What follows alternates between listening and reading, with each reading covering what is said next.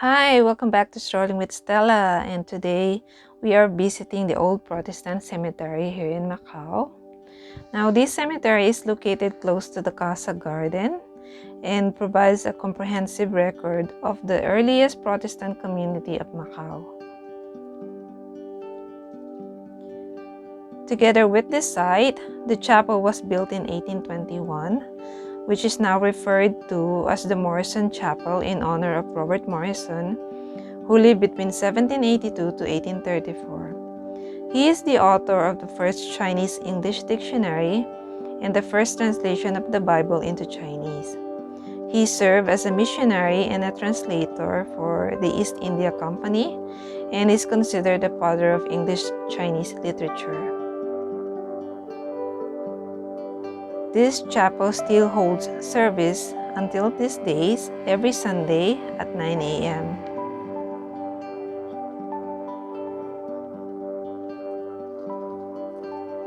In 1921, the chapel required complete building except for the original foundation. But there are two conditions that were placed on these works. First, it had to be hidden from the street behind a high wall. And second, it could have no church bell. The chapel has remained structurally unaltered since the completion of these works back in 1922.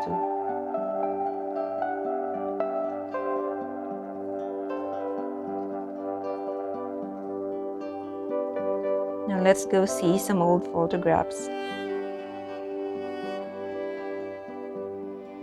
These are original pictures back in the old days.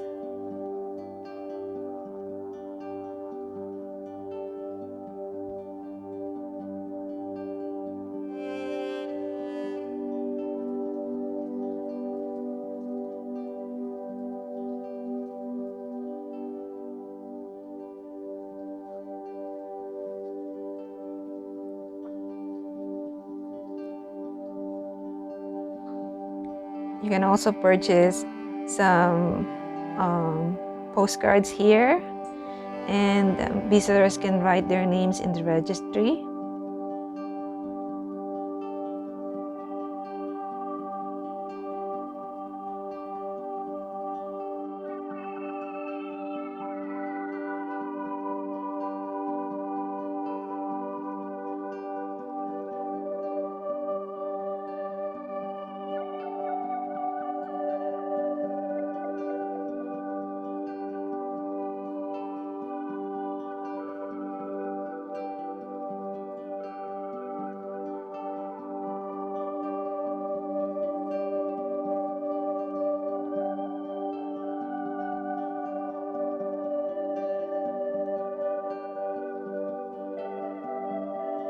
Now let's go check the cemetery behind the chapel.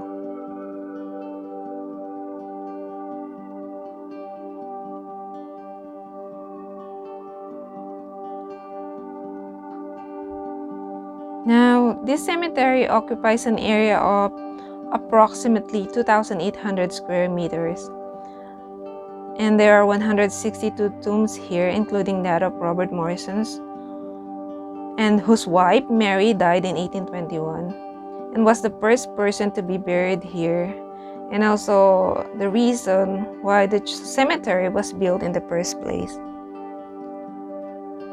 You see, Macao was considered by the Portuguese to be sacred Roman Catholic ground, and the authorities back then forbid the burial of Protestants within its city walls, while on the other side of the barrier gate, the Chinese were equally as intolerant of the burial of foreigners in its soil.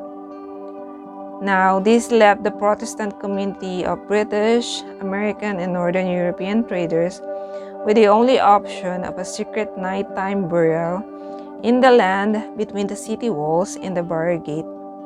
And they risked confrontation with the Chinese should they be discovered back then, or worse, desecration of the grave once they had gone.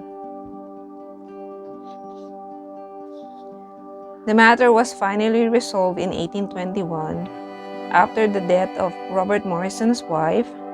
when the local committee of the East India Company voted to purchase a plot of land and resolve its legal matters with the Portuguese such that the burial of Protestants would be permitted here. Later on, the East India Company allowed burial of all foreigners, and several graves were moved from other locations outside the city walls into the cemetery. And this explains why some graves are dated before the founding in 1821. Nationals of Britain, the United States of America, the Netherlands, Denmark, Sweden, and Germany are buried here. This cemetery was closed in 1858. It was then began to be referred to as the Old Protestant Cemetery. This cemetery is divided into two levels. What we are seeing right now is the lower level. It measures 60 meters long by 30 meters wide and surrounded by tall trees, and has tombstone lined on both sides, leaving a spacious lawn in the middle. As you can see, the tombstones are made of granite in general, but differing in size, style, and design.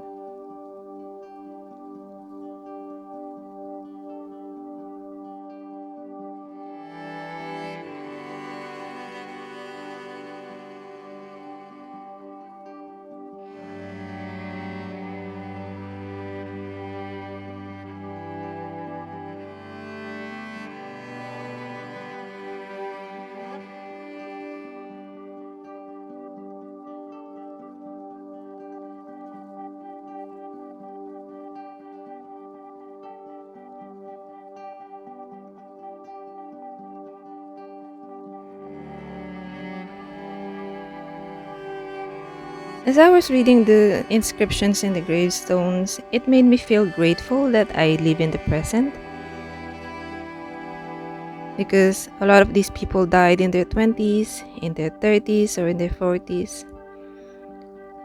People were just dying because of easily treatable diseases, or infection, or fever, or even childbirth. It's just sad because they were too young. They have so much more to live.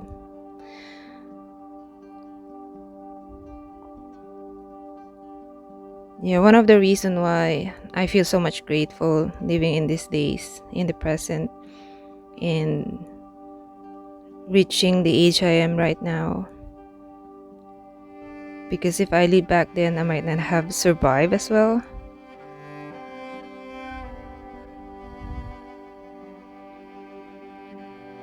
It's fascinating to see and read the lives of these people written on gravestones.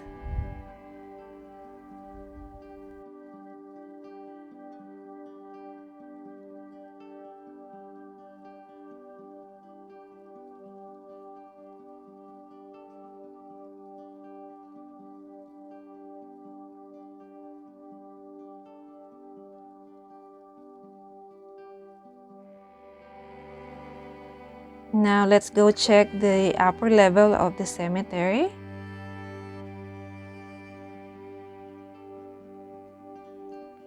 This upper level measures 30 meters long and 10 meters wide, and has 40 tombs sheltered by trees and a pathway. You see the pathway in the middle?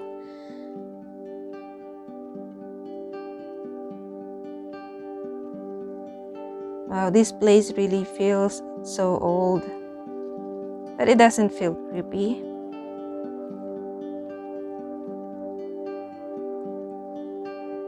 And it really felt peaceful here.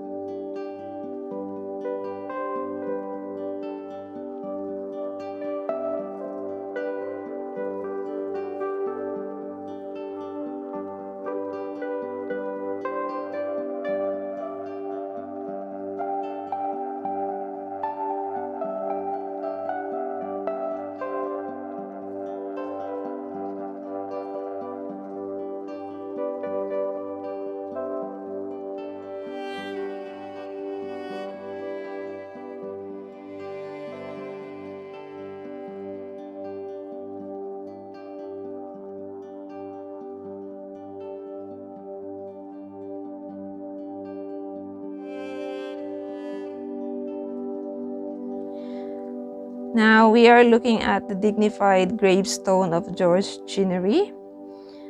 He was an English painter who lived in Asia for a long time and died here in Macau in 1852. Of all the gravestones here in this cemetery, this one is the grandest.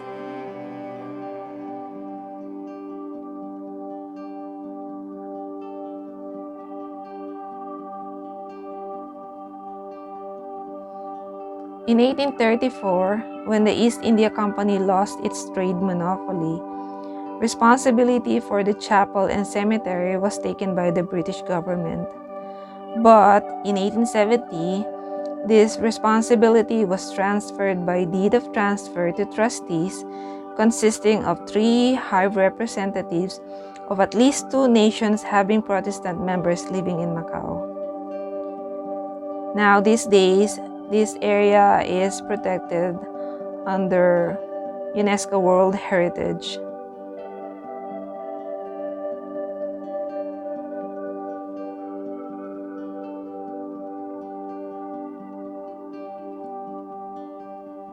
Don't forget to check out this chapel and cemetery when you go visit Macau. It is a must place to see, full of history and full of memory.